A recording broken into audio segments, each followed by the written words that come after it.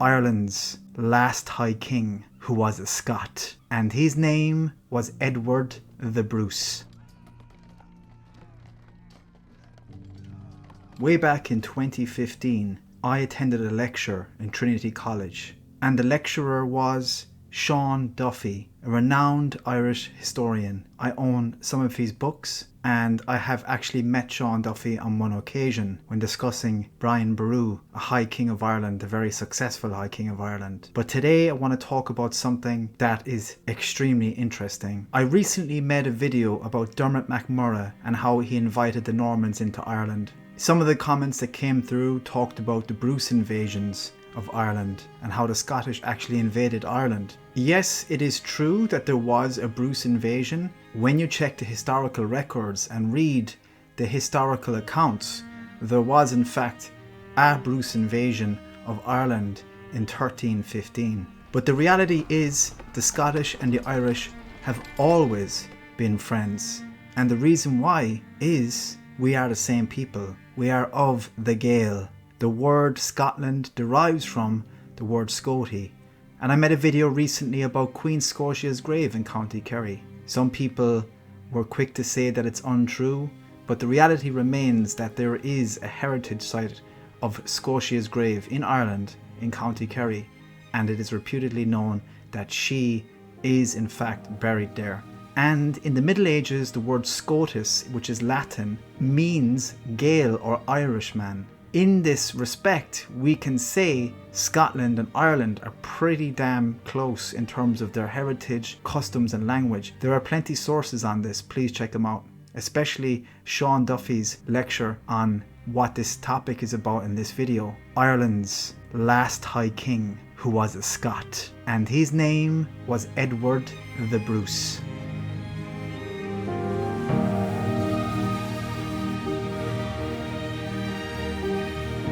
The invasion wasn't the invasion like we would think of an invasion. It was a massive invitation from the Irish people because they wanted to align with Scotland because of their common enemy, which was, of course, the English. Scotland had come off a massive victory at Bannockburn. Robert the Bruce had claimed the throne of Scotland, but Robert the Bruce had to go into exile and he chose Rathlin Island off the coast of Antrim. And from there, there's a very famous account of him sending a letter to the Irish, basically claiming friendship, alliance, brotherhood with the Irish, talking about how they were of the same blood, of the same custom, of the same language. And this was very true. The Bruces were of Anglo-Norman descent and were very much Anglo-Norman, but the reality was from the mother's side they had Gaelic blood, so that was a huge indication of why they were aligning themselves with the Irish. In 1315, Edward the Bruce did enter Ireland on the coast of Antrim, and in some historical accounts there was a massive battle up in Antrim, but it's not written in our annals of Ireland. Edward the Bruce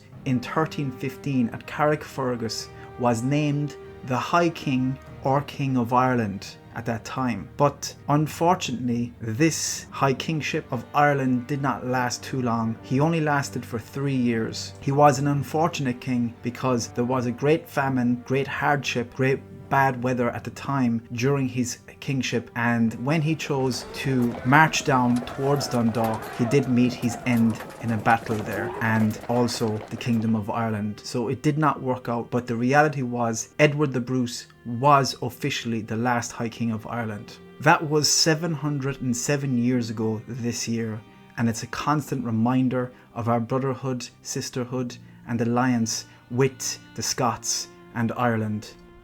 So that's it. Edward the Bruce, the last High King of Ireland.